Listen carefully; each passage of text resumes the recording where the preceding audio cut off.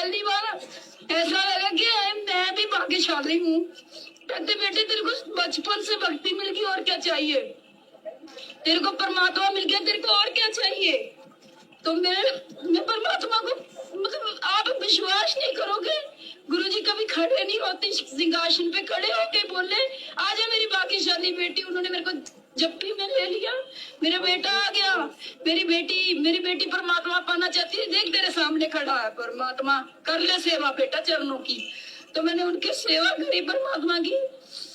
जैसे कहते हैं ना तेज पुंज का शरीर परमात्मा का, जैसे कहते हैं परमात्मा का अलग से शरीर है, तो परमात्मा ने मेरे को एहसास दिला दिया कि हाँ मैं परमात्मा हूँ, मैं तेरे लिए आया हूँ।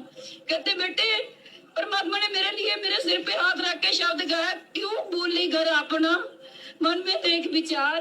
परमात्मा ने जब ये बाणी पढ़ी मैं बहुत रोई, बहुत दिल खराब हुआ। परमात्मा कहते बेटे कोटो में तू एक है मेरी बेटी। कहते तू नहीं जानती तू क्या है मेरे लिए। तू वहां पे मेरे को, मैं तुम्हें लाडो से रखता था सतलोक में। गुरुजी ने ऐसे नहीं कहा कि उन्होंने ऐसे नहीं कहा कि मैं एक परमात्मा का भेजा हुआ परदास हूँ। उन्होंने मेरे को सीधा ऐसे कहा कि मैं तेरे लिए यहाँ पे आया हूँ, तो मैं कैसे ना मानू कि वो परमात्मा है जी।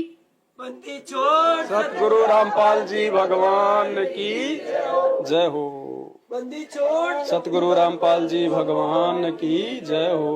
बंदी छोड़ गुरु रामपाल जी भगवान की जय हो। मैं आ रहा था सोते हुए, तो मालिक ने मेरा शरीर छुड़ा दिया संत रामपाल जी महाराज ने, और उसको सतलोक लेके गए। तो सामने देखा कि बहुत बड़ा एक गुमज है जिसमें संत रामपाल जी महाराज मुंह बैठे हुए हैं। और मैंने कहा मालिक परमात्मा आप दिखते हो? उन्होंने कहा हाँ मैं दिखाई देता हूँ, छू के देखो। छू के देखा, परमात्मा ने बहुत सारी बातें मुझे बताई, मेरा फ्यूचर दिखाया, मेरा पास्ट दिखाया, बताया कि तुम्हारा भाई तुम्हें समझ आ रहा है, तुम्हें समझ में नहीं आ रहा। मैंने कहा परमात्मा संत रामपाल जी महाराज पहले तो आप रुकिए, मैं आपको ये देख लूं कि मैं अपने भाई को बता दूं कि वो 10 साल से जिस चीज को बताता चला आ रहा है हम उसको जानते हैं, उस परमात्मा को जानते हैं, और आप दिखाई देते हो। तो उन्होंने कहा ठीक है बता के बेटा तू अब यहाँ से निकल और वरमाला आइयो। मैंने कहा जी वरमाला कहाँ पे? तो परमात्मा ने, संत रामपाल जी महाराज ने मुझे सतलोक से ही वरमाला का आश्रम दिखाया, कहाँ पे है कैसे है। मैं रोने लगा कि मालिक अब तो यहीं रख लो, यहाँ से जाने का तो दिल ही नहीं कर रहा है, यहाँ तो बड़ा अच्छा लग रहा है। उन्होंने कहा बेटा जाना तो पड़ेगा, अभी तुम्हारे काम बाकी हैं। तो फिर मैंने कहा गुरुदेव अगर आप तो सब कुछ कर सकते हैं, आप तो परमात्मा हो संत रामपाल जी महाराज, तो मेरी मोम को क्यों नहीं बचाया? तो उन्होंने बताया कि बेटा तेरी मोम ने ना नामखंड कर दिया था, उसको विश्वास नहीं हुआ, ज्ञान नहीं हुआ, पर तू नीचे जाके ऐसा नहीं करना है, तुझे मैं यहाँ से पक्का करके भेज रहा हूँ, अपने भाई की हेल्प करनी है और इस समाज को, ये एजुकेटेड जो समाज है इसको समझाना है और अपना पूरा जीवन इसलिए लगाना है। तू तो मर चुका था, देख तू शराब पी के यहाँ गिरा था रेलवे स्टेशन पे, मुझे याद आया हाँ गिरा था, उनकी यही मरना था तुझे, लेकिन मैंने तुझे वापस बुलाया है और तेरे को ये जीवन जो मैं दे रहा हूँ आगे ये भक्ति के लिए दे रहा हूँ, अब इससे भक्ति ही करनी है, कुछ और नहीं करना।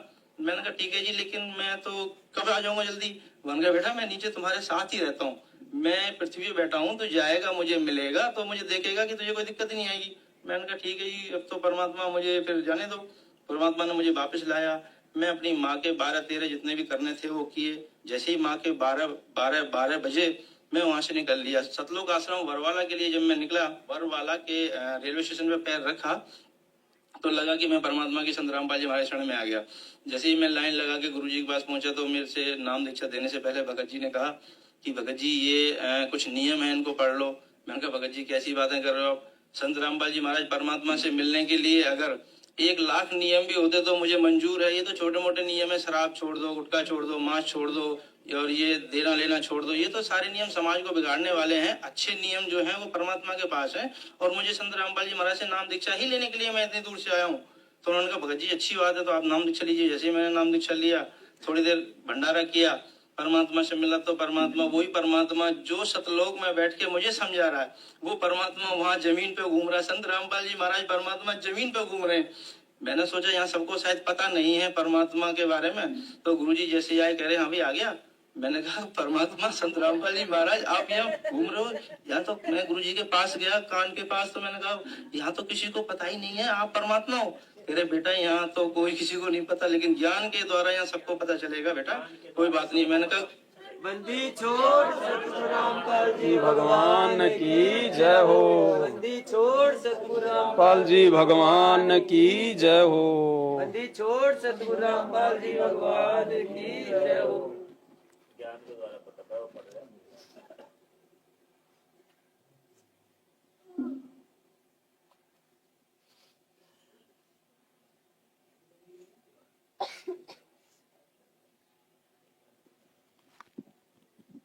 एक और सुन लो जी। सर जी ऐसा है कि मैं ब्राह्मण कुल से हूँ और बचपन से इस अनेक देवी देवताओं की पूजा करता आ रहा था और अनेक देवी देवताओं की भक्ति की है मैंने। सर मैं देवी का भगत था और देवी मेरे को भी दर्शन दिया करती थी साक्षात, तो उसी हिसाब से उसी भक्ति में लीन था। 2012 में मैं जब देवी की साधना कर रहा था तो मुझे अचानक ऐसा लगा कि मेरे को कोई ना कोई भगवान मिलने वाला है जो कोई बहुत ही जबरदस्त है। इस प्रक्रिया के अंदर मेरा मन नहीं लग रहा था उस साधना को करने में, तो 2012 के बाद में दिसंबर के अंदर मेरे को एक मेरा मित्र था, उसने ज्ञान गंगा पुस्तक लाकर मेरे को दी। उस समय वो गुरु जी को, संत रामपाल जी महाराज जी को बहुत गाली दे रहा था। तो मैंने उससे पूछा, भाई आप गाली क्यों दे रहे हो संत जी कि देखो ऐसा संत है हमारे देवी देवताओं के बारे में ऐसा बताता है। तो मैंने कहा इसमें ऐसा क्या बता दिया कि देखो भगवान को भूत बता रहा है। तो मैंने कहा भगवान तो भागवत गीता में बताया है कि मैं भूत ही हूँ, भूतों में सबसे बड़ा भूत मैं ही हूँ। तो मैंने कहा ऐसा करो आप ये किताब पुस्तक मेरे को दे दो। तो उन्होंने कहा ठीक है, मेरे किसी काम की नहीं, आप ले लो इसको। मैं उस पुस्तक को लेकर जब घर पे गया और मैंने उसको ध्यान से पढ़ा, तो उस पुस्तक को पढ़ने के बाद में मेरे एक श्री देवी का फोटो लगा हुआ था, तो उस देवी को मैंने प्रणाम किया। मैंने कहा अगर ये कबीर साहब भगवान है और ये संत जो बता रहे हैं वो सही है तो मुझे इनसे मिलना है। उस दौरान क्या हुआ, मेरे को अनेक देवी देवता नजर आते थे खुले तौर पर, तो मेरे को लगा ये मेरे को रोकना चाहते हैं। तो जैसे ही मैं रात को सोने के लिए गया तो बिस्तर पे जैसे मैं लेटा, थोड़ी देर बाद में स्वयं कबीर साहब आए लेने के लिए। तो मैंने देखा स्पष्ट रूप से, तो मैंने कहा ये कौन है। तो मैंने उनसे पूछा कि आप कौन है, कि अच्छा बेटा बताओ मैं कौन लग रहा हूँ आपको। मैंने कहा आप कोई भगवान ही लग रहे हैं। अरे मैं भगवान ही तो हूँ। मैंने बहुत ध्यान से देखा कबीर साहब के गोल्डन कलर के हेयर, सुनहरे बाल और रक्त वर्ण का, और वो जीवा से नहीं बोल रहे, ध्वनि से उनसे बात हो रही थी मेरी। तो मैंने उनसे थोड़ा प्रश्न पूछना चाहा। मैंने कहा, उन्होंने मेरे को टोपी उतार के मेरे को बताया कि मेरे को ये 2 गुप्त मंत्र हैं, तत् और सत मेरे को दे दो। तो मैंने कहा परमात्मा ये, अगर आप परमात्मा है तो ये मेरे पास नहीं है, ये मेरे पास है। आप ऐसा करो बरवाना आ जाना। तो मैंने कहा बरवाना में तो रामपाल जी रहते हैं। तो उन्होंने मेरे को बताया कि मैं ही रामपाल हूँ और आप वहां पर आ जाओ। ठीक है, जाते जाते उन्होंने मेरे से कहा कि देर मत करना, बहुत तेजी से समय निकल रहा है बेटा, तुरंत चले आओ। देरी मत करना। बंदी छोड़ सतगुरु रामपाल जी भगवान की। तो पुण्यात्माओं ढेरों प्रमाण है, कोई एक नहीं है। और अभी जब भक्ति बोध के सरलाद का जब खुलासा हम गुरुदेव के आशीर्वाद से करेंगे आने वाले दिनों में, तो ज्ञान गंगा में भी बहुत सारे ढेरों प्रमाण हैं जो ये साबित कर देंगे कि सतगुरु रामपाल जी भगवान ही कबीर परमात्मा है, यही गुरु जी है, यही गोविंद है, यही सृष्टि का रचनहार है, यही सबका तारणहार है, इनके अलावा और कोई नहीं है। और अब ये फोटो जो परमात्मा ने जो चेंज जो करवाई है, मंत्र कार्ड से भी, भक्ति बोध से भी, सबके दरबार से भी, अब समझ में आ गया कबीर परमात्मा कौन है। नाम कबीर है परमात्मा का।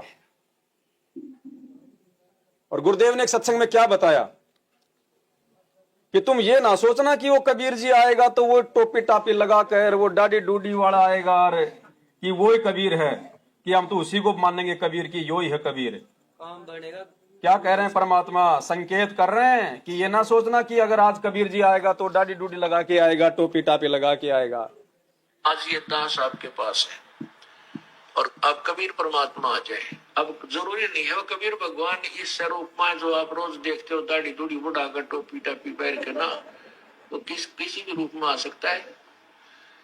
और यहाँ में इस दास के स्थान पर वो परमेश्वर आ जाए